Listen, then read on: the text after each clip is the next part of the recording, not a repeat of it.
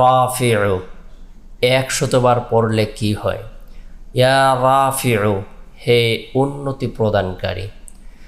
ইয়া রাফিউ এটি আল্লাহ পাক রব্বুল আলামিনের একটি গুণবাচক নাম।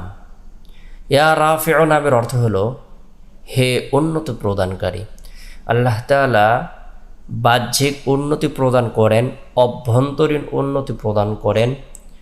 শারীরিক সুস্থতা লাভের ক্ষেত্রে আল্লাহ তাআলা উন্নতি প্রদান করেন। ধন দৌলত টাকা পয়সা দেওয়ার ক্ষেত্রে আল্লাহ তাআলা উন্নতি প্রদান করেন।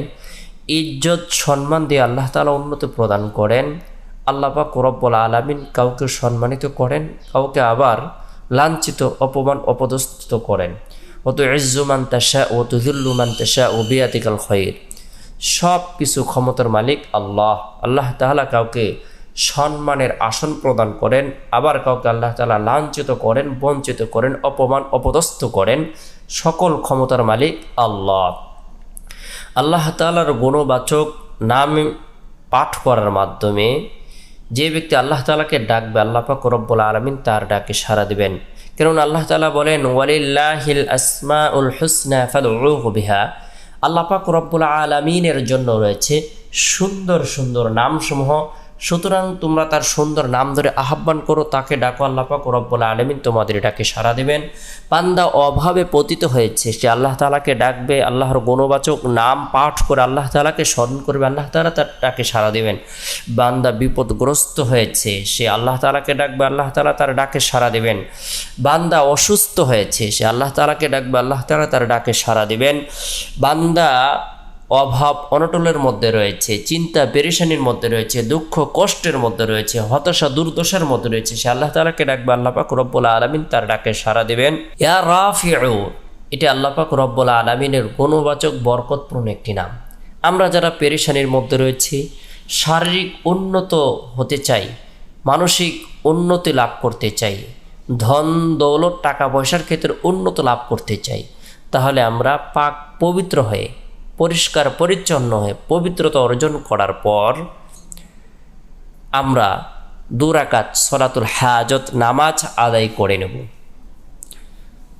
সলাতুল হাজত নামাজ আদায় করার পরে নিরিবিলি এক পরিবেশের মধ্যে বসে গুনাহ মাফের উদ্দেশ্যে তওবার নিয়তে 100 বার ইস্তিগফারের আমল করব। আস্তাগফিরুল্লাহ রাব্বি মিন কুল্লি যামবি ওয়া আতুবু ইলাইহি।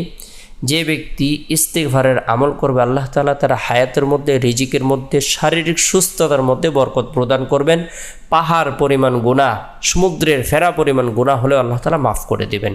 ইস্তিগফারের আমল করব 100 বার ছোট্ট দুরুদের আমল করব সাল্লাল্লাহু আলাইহি সাল্লাম।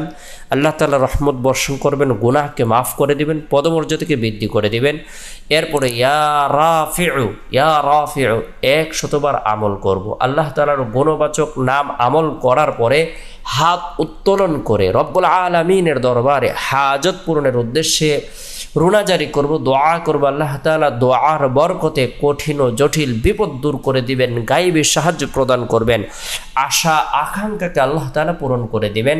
বরকতপূর্ণ এই আমলগুলো যদি আমরা করি, আল্লাহ তাআলার দরবারে সাহায্য কামনা করি, আল্লাহ তাআলা পবিত্র জীবন দান করবেন, শান্তিময় জীবন দান করবেন, সফলতার জীবন দান করবেন। কেননা আল্লাহ তাআলা কুরআনুল কারীমের মধ্যে বর্ণনা করে দিয়েছেন, মান আমিলা সালিহাম মিন যাকারিন আও উনসা ওয়া হুয়া মুমিনুন ফালানুহইয়ান্নাহু হায়াতান তাইয়্যিবা। ক্ষণস্থায়ী জীবনের মধ্যে কোনো নারী অথবা পুরুষ যদি সুখময়, শান্তিময়, সফলতার জীবন চায়, তাহলে সে জন্য নেক কাজ করে, নেক আমল করে। আল্লাহ তাআলা আমাদের সকলকে বোঝার, আমল করার তৌফিক দান করুক। সকলে ভালো থাকুন, সুস্থ থাকুন, সকলে সুস্বাস্থ্য কামনা করে শেষ করছি। আসসালামু আলাইকুম ওয়া রাহমাতুল্লাহ।